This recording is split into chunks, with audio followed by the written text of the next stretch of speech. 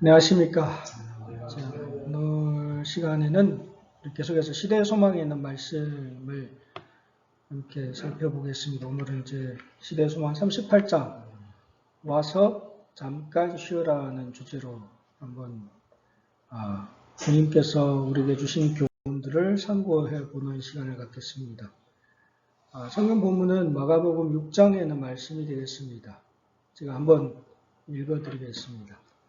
사도들이 예수께 모여 자기들이 행한 것과 가르친 것을 낱낱이 고하니 이르시되 너희는 따로 한적한 곳에 와서 잠깐 쉬어라 하시니 이는 오고 가는 사람이 많아 음식 먹을 겨를도 없음이라. 오늘 말씀을 이제 준비하면서 옛날 생각이 좀 많이 나더라고요. 옛날에 우리가 사실 그 백성 요양원에서 우리가 선교사 훈련을 받으면서 어쩌면 오늘 이 말씀과 비슷한 그런 경험을 많이 했었죠. 저희가 이제 2주, 3주 요양원에 모여서 선교사 훈련을 받고 또 2달 동안 이제 밖에 나가서 선교 실제 실천을 하면서 했던 그런 경험. 어쩌면 뭐 저희는 그때 오직 단순하게 성경 말씀대로 했을 따름이었던 것 같아요. 다시 돌이켜보니까 예수님께서 가르쳐 주신 방법이었기도 했고 2명씩 짝지어서 70인을 파송을 했고 그 70인이 나가서 자기가 겪었던 이야기들을 다시 갖고 돌아와서 예수님께서 다시 그래 이제 너희들이 잠깐 와서 쉬어라 하는 그 말씀의 내용이 오늘 이 말씀의 내용이 되겠습니다. 사실 이 전도자들은 실패 경험도 많이 하죠. 뭐 저희도 이제 초기에 그때 당시에 저도 이제 신앙을 한 지 얼마 안 됐고 사실 제가 94년도 12월 달에 침례를 받았었거든요. 장춘에서 쌍풍교회에서 그때 집회 중에 제가 이제 침례를 받고 이제 하나님 앞에 나오게 되었는데 그러고 나서 이제 95년도부터 이제 선교사로서 파송이 돼서 나갔으니까 사실은 뭐 아는 게 뭐가 있겠습니까? 진짜 믿음으로 나갔고 청년의 열정과 혈기를 갖고 이제 나가게 됐죠. 그러다 보니까 좀 실패도 많이 경험을 할 수밖에 없는 상황이었고 그때 이제 그 어떤 경험을 했었냐면 그때 가면 저희가 보통은 이제 일요일교회들을 이제 많이 가가지고 그 사람들에게 전도하고 안식 기별을 전하고 그렇게 했었는데 그때 아마 아성에 갔을 땐가였을 거예요. hunnu광성. 그때 그 작은 일요일교회 집회소가 기회를 줘가지고 와서 설교를 좀 해달라고. 이게 연변에서 청년 아주 선교하는 전도사들이 왔는데 아주 뭐 다니면서 열심히 전도한다고 하니까 우리 교회 와서 한번 설교를 해주십사 하고 이렇게 요청을 했어요. 근데 그때는 경험이 없으니까 그냥 무작정 가가지고 안식일 설교를 했었어요. 안식일에 관해서 이렇게 얘기를 하고 했는데 그것 때문에 우리 그 관계가 이게 단절되고 뭐 그 사람들이 이건 이단이네 보니까 이 사람들이 이단들이 와가지고 이 교회를 지금 노리고 있네 그러면서 아예 그 다음에는 만나려고 하지도 않더라고요. 그때는 경험이 없으니까. 어쩌면 예수님께서 70인의 제자들을 똑같이 믿음으로 이제 해가지고 안수해서 다 내보냈습니다. 그 사람들도 마찬가지로 나가가지고 여러 가지 또 과오도 범하고 뭐 또 실패도 맛보고 거절도 당해보고 뭐 그런 경험들을 많이 하면서 혹 낙심할 수도 있지 않겠습니까? 뭐 그런 상황입니다. 지금 예수님이 파송한 그 70인 제자들이 겪은 여러 가지 경험들을 갖고 정말 실패와 낙심 속에 있을 때 예수님께서 그 제자들을 향해서 뭐라고 하냐면 와서 잠깐 쉬어라고 이렇게 말씀을 하고 있다는 겁니다. 어쩌면 그때 당시에 저희들이 프로그램도 그런 개념이 아니었나 싶습니다. 2달 동안 저희가 부딪히면서 여러 가지 낙심도 하고 뭐 있지만 다시 모였을 때 너무나 그때는 정말 오히려 그 2주, 3주간의 그 만남이 굉장히 기다려졌었습니다. 뭐 다른 분들은 모르겠어요. 근데 제 감정은 그랬습니다. 가면 뭐 그동안 2달 동안 부딪히고 뭐 여러 가지 낙심하고 실망했던 것들을 거기에 가서 서로 간에 또 얘기를 했었습니다. 아, 나는 이렇게 해봤는데 이렇게 보니까 이렇게 결과가 나오더라. 그럼 다른 분들이 그럴 때는 이렇게 하는 게 좋다고. 나는 이렇게 했더니만 좋았더라. 이렇게 서로 뭐 경험들을 서로 나누면서 서로가 위로가 되고 또 용기를 얻고 힘을 얻었던 그 기억이 나더라고요. 이 마찬가지로 지금 70인 제자들도 나가서 해보니까 이랬다는 거예요. 그래서 여기에 시대소망에도 그렇게 표현하고 있죠. 예수 앞에 좋고 굳은 경험들, 즉 저희 활동의 결과를 보았을 때 기쁨, 그리고 실패와 과오와 연약으로 인해 맛본 슬픔을 보고하고, 또 그 경험들을 서로 나눔으로 말미암아 이제 거기에서 또 배우고 교훈을 얻는 것입니다. 그리고 또 사실 2달 동안 나가 부딪히다 보면 피곤합니다. 육신도 피곤하겠지만 심령적으로, 정신적으로 엄청나게 그게 사실 복음 전도를 하는 분들이 이게 심적인 스트레스 굉장합니다. 왜냐하면 교회 사람을 만났는데 거절을 계속 당하고 하면 정말 이게 되는 일인지 그러면서 염려하고 걱정을 하게 되고, 사실 실패는 성공의 어머니라고 항상 얘기를 하고 있지 않습니까? 그런 것 같습니다. 많은 좌절과 많은 거절을 경험을 한 사람이 오히려 더 성장을 해서 더 훌륭한 전도자가 될 수가 있다는 겁니다. 미국의 한 유명한 강사분이 한 얘기가 있더라고요. 좌절과 실패는 성공으로 가는 2가지 가장 확실한 디딤돌이다. 실패를 경험하지 않고 성공한 사람은 결단코 없습니다. 모든 성공은 꼭 실패에 기초된다는 겁니다. 우리가 성공적인 전도자들도 예수님도 거절을 당했습니까? 당했죠. 엄청나게 거절 많이 당했습니다. 예수님도 쫓겨다녔습니까? 자기 동네 가서도 쫓겨다녔습니다. 가라고. 그 고라사 광인을 고쳐가지고 그 동네 사람들이 어떻게 했습니까? 다 죽었지 말라고. 우리 동네는 나타나지도 말라고. 아마 여기에서 선교사 경험을 했던 우리 친구분들은 똑같이 그런 경험을 했을 거라고 생각이 듭니다. 여러 가지로 그런 경험을 우리는 많이 하고 있지 않습니까? 전도를 하면서 여기에서 예수님의 제자들도 마찬가지로 지금 그런 경험들을 많이 하고 있다는 것입니다. 사실 그때 당시에 예수님의 제자들이 이제 나가서 전도를 할 때 예수님의 그런 소문이 이미 많이 나 있었기 때문에 제자들이 나가서 일을 함에 있어서도 엄청나게 바쁜 일상이었습니다. 그래서 쉴 새 없이 봉사를 많이 했습니다. 사실 우리가 초기에 나가서 이게 전도를 하러 나갔을 때도 그때 당시만 해도 이게 전도적 사역이 굉장히 좀 순수했습니다. 나가서 전도를 하면 사람이 들어줬어요. 그래도 진짜 바쁘게 일을 했었습니다. 각지에서 여러 가지 이야기를 들어보면 정말 바쁜 일상 속에서 보냈던 것들을 우리가 보게 됩니다. 예수님의 제자들도 마찬가지였습니다. 정신이 하나도 없었습니다. 그들의 삶 속에는 쉼이 없었다는 것입니다. 근데 어떤 사람이든 사실 쉼이 필요하거든요. 예수님의 제자들에게도 쉼이 필요했다는 것입니다. 영적인 쉼과 육적인 쉼 2가지가 다 필요했다는 것입니다. 그래서 예수님께서는 그들을 불러들였다는 겁니다. 그래서 그들에게는 한적한 그런 어떤 조용한 장소가 필요했다는 것입니다. 그곳에서의 교육이 또한 필요했다는 것입니다. 그래서 사실 저희도 이제 선교하러 나갔다가 다시 2주 동안 3주 동안 요양원으로 다시 돌아가가지고 그렇게 교육을 받았던 게 그건 100% 성경적인 원리였다는 것을 저희 말씀을 통해서 또 다시 보게 됩니다. 그래서 이제 조용한 곳에서 다시 재교육을, 사실 예수님께서도 이 땅에 계시는 동안에 이 원리를 가장 많이 실천하신 분이 예수님이셨다는 것입니다. 예수님은 하나님이신데 이게 필요하실까? 아닙니다. 예수님이 이 땅에 계신 동안 인간이셨습니다. 그러면 100% 인간으로서 하늘과의 연결을 갖고 그분은 그분의 사역에 임하셨다는 것입니다. 예수님께서 이 땅에 계시는 동안에 그 많은 반대를 당하고 많은 정말 거절을 당하고 또 내어 쫓김을 당하는 그런 가운데서 그분의 심적인 고통이 사실 어떤 의미에서 우리보다는 훨씬 더 컸을 것입니다. 그렇지 않습니까? 이 땅에 아니 구해주러 왔는데 가라고, 나는 필요 없다고, 얼마나 이게 속상하시겠습니까? 그렇죠? 그래서 그분은 더 많이, 그 누구보다도 그분은 더 하나님을 의지하고 혼자 한적한 곳에서 기도하는 시간을 많이 가졌던 분은 바로 예수님이셨습니다.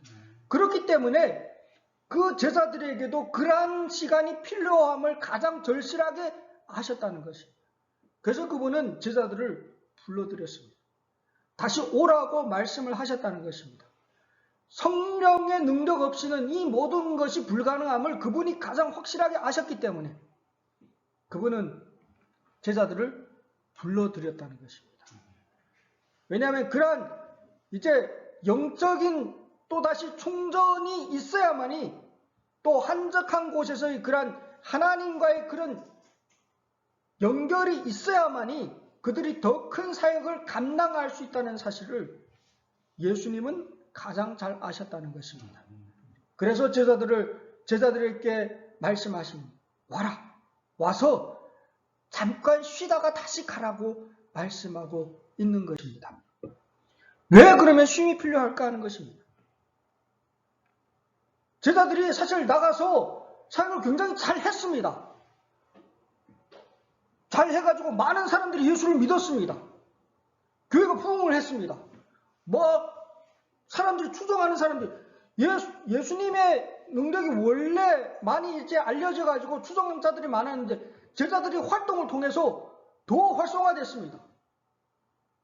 사실 우리가 그때 초기에 나가서 선교사로 일할 때 진짜 조선족 교회가 엄청나게 성장을 했지 않습니까? 곳곳에 막 초소들이 일어서고, 그때 그 여름에 집회를 하는데 그 전해만 해도 집회를 할 때 한 70명 정도, 80명 정도 그렇게 모였었는데, 그 선교사로 이렇게 나가 파송하고 그때 여름에 다시 모였는데 160명이 넘게 모였었어요. 기억나시죠? 강당에 우리가 막 종이 박스를 깔고 우리 막 자고 그랬어요. 청년들은 침대가 없어가지고. 그 영화 가보셨죠? 근데 거기에 보면 그 강당에, 그 넓은 강당이 있지 않습니까? 거기에다 종이 박스를 깔고 잤다니까요. 청년들은 침대가 없어, 자리가 없어가지고. 그렇지만 좋았어요. 은혜와 감동이 있었습니다. 하나님이 성령이 임했다고. 그때 이제 뭐 소문이 나기를, 미국하고 이제 한국에 소문 나기를 늦은비 성령이 임했다고. 조선족 교회 이 연변에 중국 땅에 늦은비 성령이 임했다고 그렇게 소문이 났었습니다. 그런데 그때가 위험한 시기인 거예요. 제자들도 마찬가지입니다. 엄청나게 사역을 막 하니까 어떤 위험이 있냐면 교만에 빠질 위험이 있다는 거예요. 영적 교만에 빠질, 자기 자신을 의지하고 영적 교만에 빠질 위험이, 그게 더 위험한 때인 것입니다. 어쩌면 잘 되네, 야 역시 나는 좀 뭔가 능력이 있나 봐, 마귀가 그때 들어온다는 것입니다. 그래서 다시 불러드릴 필요가 있다는 것입니다. 어쩌면 그 모든 능력이 자신에게 있지 않고 하나님께 있다는 것을 배워야 한다는 것입니다. 내가 한 게 아니고, 내가 잘나, 내 능력이 아니고, 내가 말 잘해서 한 게 아니고, 내가 이렇게 능력 있게 하니까 이게 부흥되는 게 아니고 하나님께서 하신 사실이라는 것을 깨달을 필요가 있었다는 것입니다. 신의 광야의 모세와 같이, 모세는 스스로 내가 할 수 있다고 생각할 때 하나님께서 그를 미디안 광야로 보냈습니다. 아니다, 네 스스로 할 수 있다고 생각하는 건 그건 정말 위험한 일이다. 광야에 가서 겸손히 깨지는 것을 배워야 했습니다. 다윗도 마찬가지였습니다. 다윗은 광야에서 양을 치면서 그는 하나님과의 교제를 통해서 하나님께서 직접 교육을 받아서 결국 골리앗을 물리칠 수 있는 그런 능력을 가졌다는 것입니다. 그것은 하나님이 주신 것이지 결코 그 개인의 능력이 아니었다는 것입니다. 오늘날도 마찬가지입니다. 어쩌면 우리들이 인생의 삶에도 광야의 교육이 필요하다는 겁니다. 제자들에게도 그런 경험이 필요했습니다. 그래서 예수님께서 다시 불러드렸습니다. 잘하고 있는 그들을 불러드렸습니다. 와라. 와가지고 예수님과 함께 있으면서 그들의 모든 능력이 성령으로 하나님의 능력이었다는 사실을 깨닫게 되기를 원했다는 것입니다. 또 실패한 그들에게도 이제 쉼이 필요했다는 것입니다. 그래서 그때 당시에 그 예수님의 70인 제자 중에는 침례요한의 제자들도 많이 있었습니다. 뭐 예수님의 제자 중에도 12제자 중에도 침례요한의 제자가 있지 않습니까? 뭐 대표적으로 베드로도 사실은 침례요한의 제자였습니다. 그러다가 이제 왔었습니다. 근데 그때 당시에 어떤 사건이 또 있었냐면 그 전도하고 막 그런 중에 가장 대표적인 한 사건이 뭐였냐면 침례요한의 죽음이었습니다. 그 사건이 그때 당시에 이제 막 부흥해가지고 교회들이 많이 이제 막 예수님을 따라다니는 붐이 일어나는 그 사건은 하나의 큰 냉수를 끼얹는 그런 사건이었다는 겁니다. 제자들의 마음속에도 많은 시리가 왔습니다. 왜 이러지? 왜 갑자기 침례요한이 죽는데 예수님 아무것도 안 했지 않습니까? 죽어가는 다른 사람을 살리면서도 침례요한이 죽는 그 일에 대해서는 예수님 관여 아무것도 안 했다는 겁니다. 죽기까지 그냥 내버려뒀다는 것입니다. 그래서 예수님의 사명을 의심하기까지 했습니다. 왜 그러지? 저분이 진짜 메시아 맞나?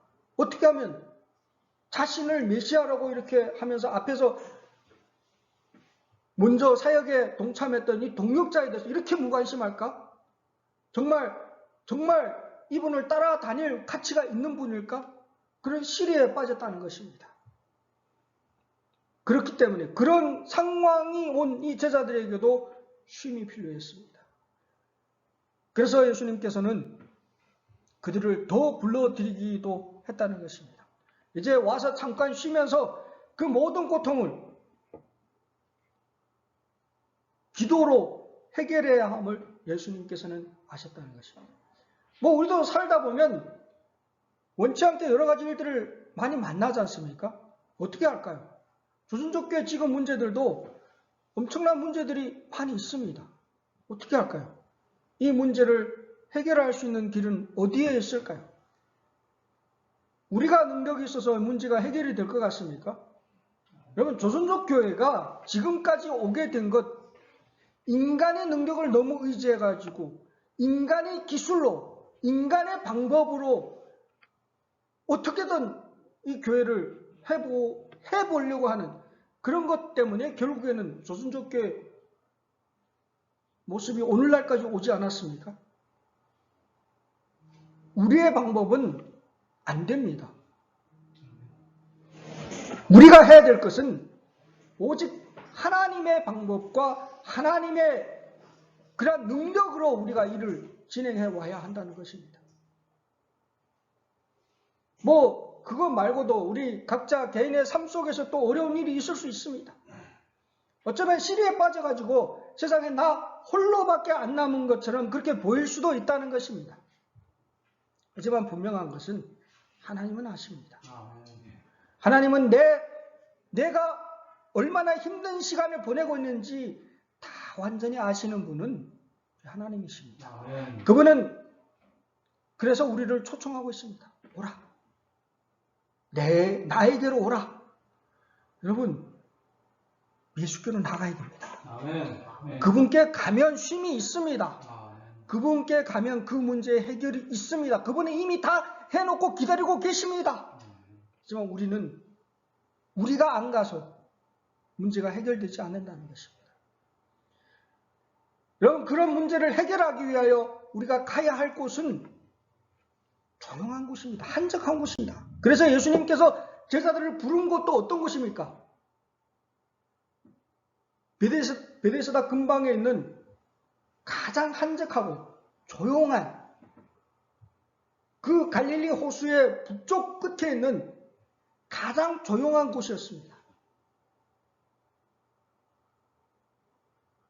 그곳이 그 제자들이 다시금 쉼을 얻을 수 있는 가장 최적의 장소라는 거예요. 어쩌면 가끔 우리도 그런 장소가 필요한 것 같습니다. 여러분, 자연에 가게 되면 어떻습니까? 마음이 평온해지지 않습니까? 산을 바라보게 됩니다. 저는 그래서 이게 여행을 가더라도 어떤 뭐 건물이 있고 도시보다도 이런 정말 자연계로 가는 걸 더 좋아합니다. 뭐 바다에 가봐도 이렇게 그냥 바다만 보고 있어도 아무것도 안 해도 산에서 그냥 이렇게 숲을 조용히 바라만 보고 있어도 마음이 평온해지지 않습니까? 쉼이 이렇게 마음에 잔잔해지고, 그리고 들리지 않던 다른 소리가 들립니다. 우리 도시에서는 들리는 게 뭡니까?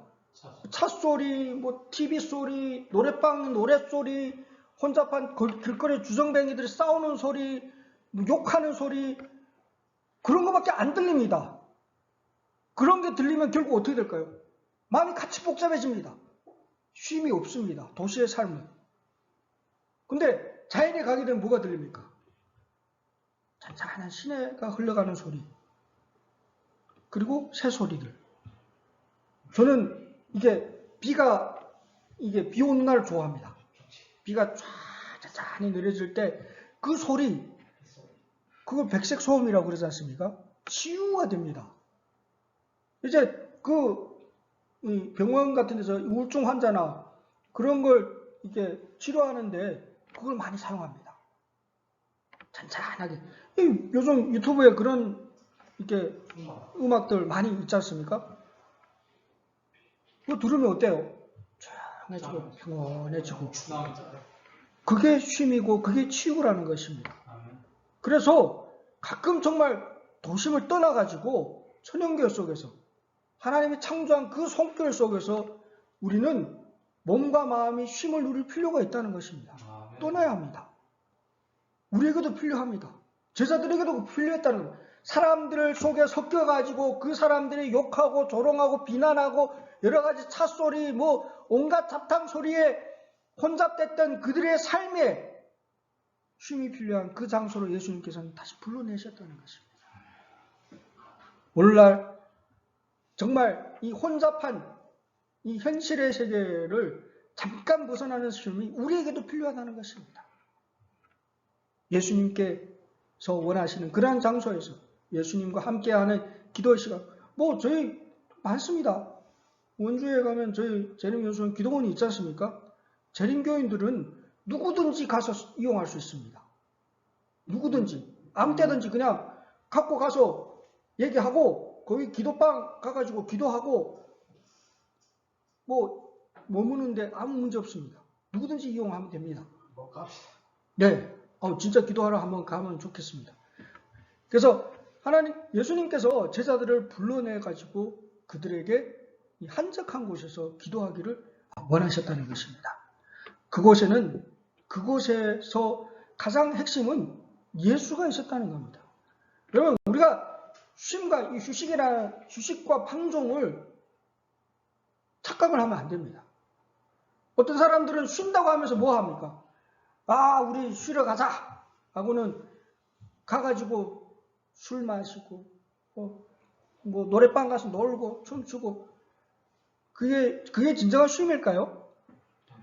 이제 우리가 열심히 일했으니까 한 주 동안 우리 열심히 일했으니까 오늘 저녁에는 우리가 제대로 쉬러 가자. 그러면서 어디로 갑니까? 술집에 갑니다. 또 어디 뭐 이런 뭐예요? 오락시설에 가고 그걸 뭐라고 하나요? 클럽인가요? 클럽. 예.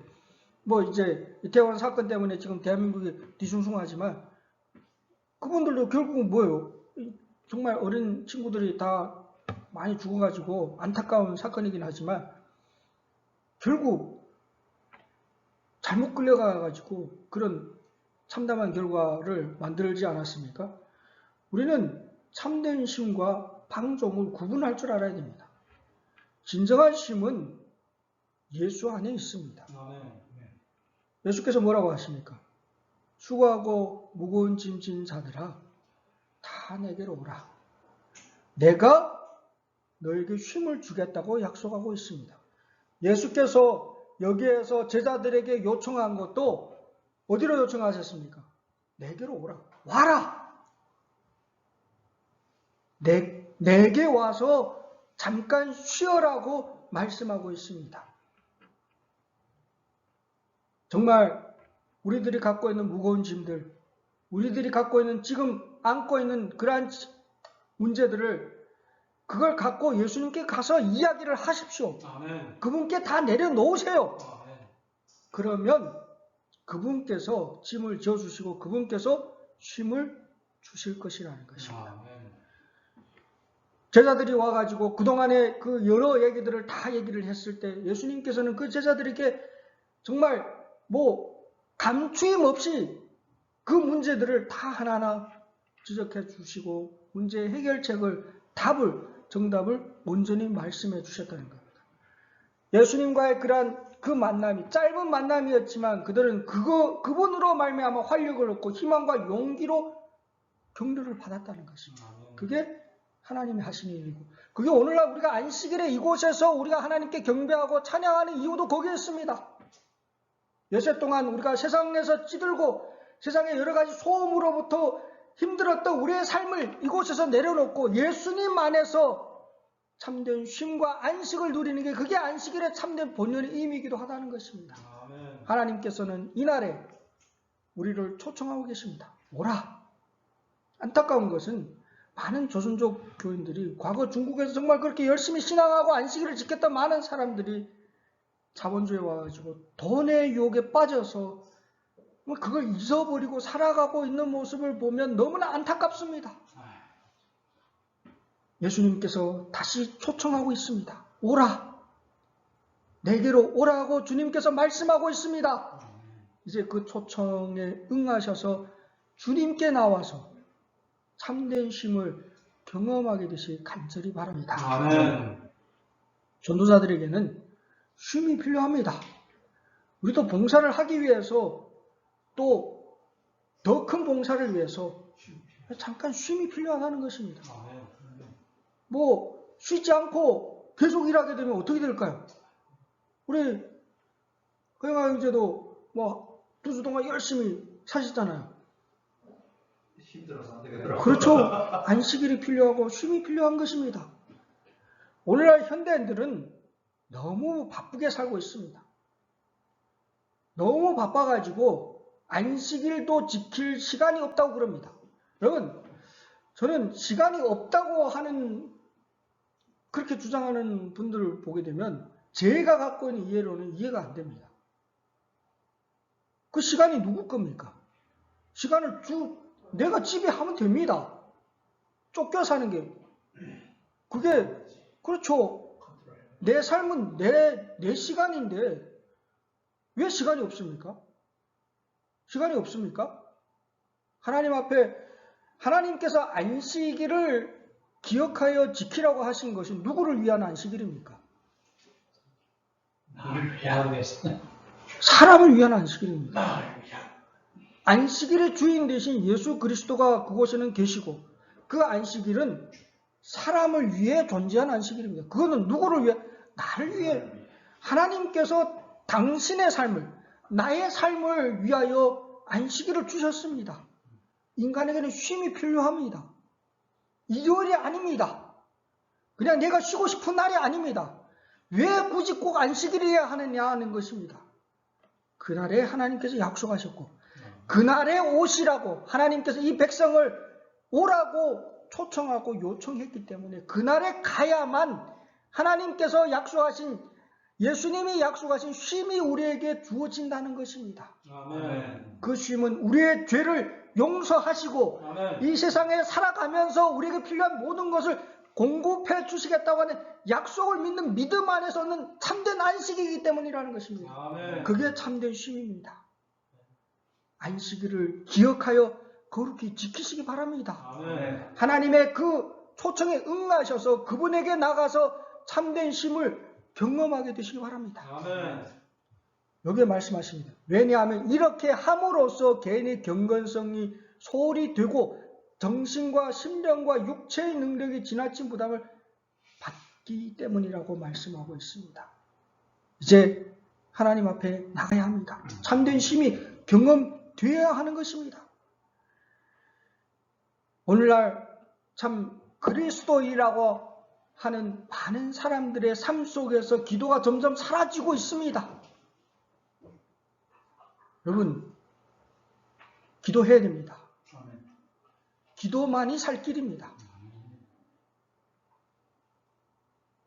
참 그때 당시 이제 바리새인들과 이제 랍비들은 사실 기도를 많이 했습니다. 일주일에 2번씩 금식 기도합니다. 그죠? 그 사람도 대단하죠? 여러분 한 주에 한 번이라도 금식 기도합니까? 안 하죠. 바리새인보다 못한 저도 마찬가지입니다. 예, 그렇죠? 그 사람들은 근데 그 기도는 어떤 기도였냐면 형식적인 기도였다는 것입니다. 예수님과 같이 기도하시기 바랍니다. 예수님은 매일 새벽 미명에 그분은 하나님께 나아갔습니다. 제가 성지순례 갔을 때 그 겟세마네 동산에 갔었는데 거기에 2000년 된 그 감람나무가 있더라고요. 감람나무는 수령이 굉장히 길더라고요. 2000년 넘게 살았대요. 그래서 그 나무 밑에 가서 저도 이제 기도도 하고 했었는데 아마 그 나무는 예수님이 새벽에 거기에 와서 기도하는 그 모습을 봤던 나무였을 것이라고 생각이 됩니다. 그 2000년 되더라고요. 그렇게 산대요. 감람나무들이. 그 겟세마네 동산에 그런 나무들이 있더라고요. 예수님은 정말 기도로 그의 사역의 전부의 삶을 사셨던 분은 예수 그리스도셨습니다. 여러분 오늘날 우리가 그리스도인으로서 이 땅에 살아가는 우리들의 삶 속에서 기도가 끊어진다면 우리는 호흡이 끊어진 죽은 송장이나 마찬가지라는 것입니다. 기도해야 됩니다. 아무것도 염려하지 말고 다만 모든 일에 기도와 간구로 너희 구할 것을 감사함으로 하나님께 아뢰라고 말씀하고 있습니다. 그리하면 모든 지각에 뛰어난 하나님의 평강이 그리스도 예수 안에서 너희 마음과 생각을 지키시리라고 약속하고 있습니다. 여러분 바쁘시죠? 바쁠 때 하나님을 의지하지 않을 가능성이 더 많아집니다. 바쁘기 때문에 기도를 등한히 하기가 더 쉽다는 것입니다. 하지만 그럴 때일수록 우리는 더 기도해야 됩니다. 여기 시대소망에 말씀하고 있죠. 활동이 증가하고 하나님의 어떤 사업을 행함에 있어서 사람이 성공을 하게 될 때에 인간의 계획과 방법에 의뢰할 위험이 있다. 기도를 더 적게 하고 믿음이 퇴보하는 경향이 생긴다. 제자들처럼 우리도 하나님을 의뢰하기를 잊어버리고 우리의 활동을 구주로 삼으려고 힘쓰는 위험이 있다. 우리는 항상 예수를 바라보아야 하며 이를 성취하는 것은 예수의 능력임을 깨달아야 한다 했습니다. 일이 잘 될 때일수록 크게 성공할 때일수록 더욱 기도하라고 성경은 우리에게 권면하고 있는 것입니다. 혹 오늘 내가 기도를 등한히 하고 있다면 내 믿음이 퇴보되어 있다는 하나의 증거라는 것입니다. 혹 내가 기도 안 하는 삶을 그리스도인의 삶을 살고 있다면 그것은 그리스도인의 삶이 아니고 내 능력과 내 재간을 의지하는 하나의 징표가 된다는 것입니다. 참된 그리스도인은 예수의 모본을 따라 매일의 삶 속에서 기도의 향연이 기도가 끊기지 않은 그런 사람이라고 권면의 말씀은 우리에게 말씀을 하고 있는 것입니다. 우리는 잃어버린 자를 구원하기 위하여 열심히 활동하는 동시에 명상과 기도와 하나님이 말씀을 연구할 시간을 내지 않으면 안 된다고 말씀하고 있습니다. 정말 더 많이 기도하고 더 많이 하나님의 말씀을 연구하는 모두가 되시기를 간절히 바랍니다. 아멘. 쉼의 목적은 결국 기도입니다. 더 모여서 함께 70인의 제자들은 예수님과 함께 더 기도하는 법을 배우며 또 기도하는 삶을 살았다는 것입니다. 예수님의 삶 자체는 기도로 가득 찬 삶이었다는 것입니다. 예수님께서는 그 많은 환자들을 사실 이 땅에 살았던 공생애 하시던 3년 반의 예수님의 생애는 가장 어쩌면 그 누구보다도 바쁜 생애였습니다. 일상이. 그렇죠? 항상 사람들이 뭐 몇천 명씩 따라다니고 쉴 시간이 없었습니다. 그럼에도 불구하고 그분은 항상 새벽 미명에 나가서 기도하셨다는 것입니다. 그럼에도 불구하고 그분은 어떤 날이든 상관없이 기도하는 시간만은 빼놓지 않았다는 것입니다. 그분께서 그렇게 하셨는데 오늘날 우리야 더 말할 것이 있겠습니까? 더 바쁜 때일수록 우리는 더 기도해야 한다는 것입니다. 그것은 더 많이 능력을 받기 위해서라는 것입니다. 기도하는 자에게만이 더 큰 능력이 온다는 것입니다. 여기에 갈릴리 호수와 사해가 있습니다. 갈릴리 호수도 가봤고 사해도 가봤습니다. 이 갈릴리 호수는 여러 그 주변에 있는 여러 산들에서 이제 물들이 모여들어서 이제 호수가 형성되는데 굉장히 큽니다. 정말 바다처럼 보입니다. 뭐 경박호 다 가보셨죠? 그만큼 이제 경박호도 엄청나게 넓더라고요. 그만큼 갈릴리 호수도 정말 큰 배들이 다닐 만큼 굉장히 넓은 호수입니다. 근데 갈릴리 호수는 물을 받아가지고 어떻게 해요? 밑으로 또 계속 흘러내려 보냅니다. 그래서 갈릴리 호수는 생명의 호수입니다. 굉장히 물고기도 많고 여러 가지 생명체들이 많이 거기에 번식하고 있습니다. 근데 그 밑으로 내려가면 사해가 있습니다. 사해는 사면이 다 막혀 있습니다. 어디도 물을 주는 데가 없습니다. 그러니까 죽음의 호수입니다. 생명이 못 삽니다. 사해에 이렇게 들어갔는데 진짜 몸이 뜨면 누워서 신문을 봐도 돼요. 그만큼 이제 염분이 많고 그러다 보니까 생명이 없는 거예요. 우리들이 신앙의 삶 속에서 사실 하나님께서 그리스도인들에게 주신 사명이 있죠. 너희는 가서 모든 족속에게 아버지와 아들과 성령의 이름으로 침례를 베푸고 또 이 복음을 증거하라고 주님께서 우리에게 주신 사명입니다. 우리는 나누어 줘야 하는 존재들이라는 것입니다. 나눠주기 위해서는. 근데 뭘 나눠줄까요? 뭐 가서 재산을 나눠주고 그게 우리가 할 일일까요? 아닙니다. 우리는 그리스도의 사랑을 나누어야 하는 것입니다. 받은 게 있어야 나눠줄 수 있습니다. 그렇지 않습니까? 여러분, 이 보게 되면 범죄하고 뭐 여러 가지 악하게 사는 사람들 보게 되면 그분들이 왜 그렇게 됐을까요? 결과가. 뭐 연쇄살인하든 뭐 여러 가지 이상한 범죄를 많이 저지르는 사람들을 살펴보면 자라온 환경이 다 문제가 있습니다. 부모한테 받은 사랑이 없었습니다. 어떤 어릴 때부터 당해온 그런 뭔가가 응어리가 있었다는 것입니다. 결국 그런 것 때문에 어떻게 됐을까요? 그 결과가 그런 죄악을 낳는 것입니다. 받은 사랑이 있어야 또 사랑을 나눌 수가 있는 겁니다. 그리스도의 용서를 경험하지 못하고 그리스도의 사랑을 경험하지 못하면 우리도 똑같이 다른 사람에게 그렇게 나눠줄 수가 없는 것입니다. 맞아요. 그렇기 때문에 우리는 더욱 간절하게 하나님의 은혜를 구해야 하는 것입니다. 아멘. 예수님의 은혜가 우리를 통해서 우리는 통로일 뿐입니다. 받고 주는 것입니다. 아멘. 받기 위해서는 어떻게 될까요? 기도해야 됩니다. 받기 위해서는 예수님께 나가야 하는 것입니다. 그래서 매일 기도하라고 말씀하고 있는 것입니다.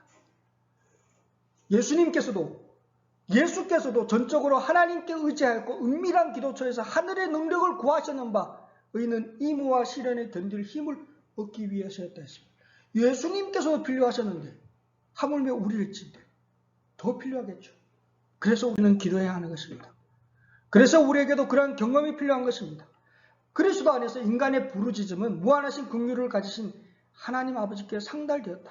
예수께서는 당신의 인성이 신성과 인성을 연결시킬 하늘의 전류로 충전되기까지 하나님의 보좌를 향하여 탄원하신다. 예수께서는 끊임없는 교통을 통하여 하나님에게서 생명을 받으셨는데 이는 그가 세상에 생명을 주시기 위함이었다. 예수의 이 경험은 오늘날 우리의 경험이 되어야 한다. 예수님의 제자들은 예수님의 가신 그 길을 따라 사는 사람들입니다. 예수께서 기도하셨습니다. 그렇기 때문에 우리는 더 기도해야 하는 것입니다. 어쩌면 우리는 아이들입니다. 여러분, 우리는 아기들입니다. 아이들은 어떻습니까? 아이들은 정말 이 부모의 의지가 없으면 부모의 보호함이 없이는 이 아이가 안전할까요? 안전하지 않습니다. 어느 순간에 어떻게 어디로 튈지 정말 모릅니다. 주변에는 위험이 도사리고 있습니다. 그죠? 집에서 좀 이제 아이를 키우다 보면 특별히 남자아이들이 더 심하더라고요. 여자아이들은 그나마 그래도 뭐 있지만 이 남자아이들은 와 이게 뭐 어떻게 언제 어디서 사고가 날지 정말 모르겠더라고. 가만히 보면 뭐 젓가락 갖고 가서 전기 코드를 막 이렇게 쑥쑥 찌르고 뭐 조금 있으면 또 여기 와가지고 뭐 눈 팔 새 없습니다. 금방 돌아섰는데 꿀단지를 쏟아놔가지고 막 거기 앉아서 막 수영하고 있어요. 야, 그럴 때는 어떻게 한심하죠? 그게 우리 모습입니다. 우리가 그렇게 사고 치지 않습니까? 근데 그 뒷수습은 누가 합니까? 부모가 하는 겁니다. 그걸 위해서 예수님께서 지켜주고 있는 것입니다. 예수님께서 우리 손을 잡고 계십니다. 걸음마를 하고 있는 우리들의 삶을 인도하시는 분은 그분이십니다. 그래서 주님께서 말씀하신 너희는 따로 한적한 곳에 오라고 말씀하고 있습니다. 그분과의 개인적인 그런 관계를 통해서 우리는 성장하고 믿음으로 그분의 사역을 감당하게 되고 또 그분께로 받은 그것을 우리는 또 나눠줄 수가 있어야 되는 것입니다. 나눠줘야 합니다. 나눠주지 않고 고이게 되면 그러면 썩습니다. 여러분 교회 안에서 가장 정말 어쩌면 골치 아픈 사람이 어떤 사람인지 아십니까? 옛날에 어떤 목사님이 얘기하시는 교로귀라고 그러더라고요. 교로귀. 교회 안에서 늙은 귀신이다. 그게 제일 무섭다는 거예요. 오근선 목사님 얘기하셨나요? 네, 옛날에 어떤 목사님이 얘기하셨는데 우리가 공부할 때 기억이 나는데 교회 안에서 가장 무서운 사람이 교로귀라고. 저희도 무슨 말인가 했더니만 그렇게 해석하더라고요. 교회 안에서 늙은 귀신이 가장 무섭다는 겁니다. 겉으로 보기엔 멀쩡해요. 겉으로 보기엔 정말 신실하고 사실 바리새인들이 그런 사람들이 아니었습니까? 그런데 정말 이제 예수님께서 우리에게 말씀하십니다. 우리는 예수님 안에서 항상 자기 예수님께로 받은 것을 나누어 줄 수 있어야 되는 것입니다. 나눌 때 우리가 더 풍성해지고 그래서 갈릴리 호수에는 항상 생명력이 넘친다는 것입니다. 역동해서 움직이는 교회가 복음을 나누는 교회가 결국 살아남는다는 것입니다. 그게 바로 우주의 원리이기도 하다는 것입니다. 예수께서 오늘날 우리를 초청하고 있습니다. 세상의 그런 습관과 행습에 일치하지 아니하는 그런 생애가 우리에게 나타나기를 주님께서는 원하고 있습니다. 예수님께서 제자들, 70인 제자를 불러들이신 그 음성으로 오늘날 우리들에게 똑같이 초청하고 있습니다. 와라, 내게로 와라. 와서 잠깐 쉬어라고 말씀하고 있습니다. 이제 우리의 모든 것을 잠깐 내려놓으시기 바랍니다. 참된 쉼을 원하십니까? 주님께 오십시오. 예수께 나가면 쉼이 있습니다.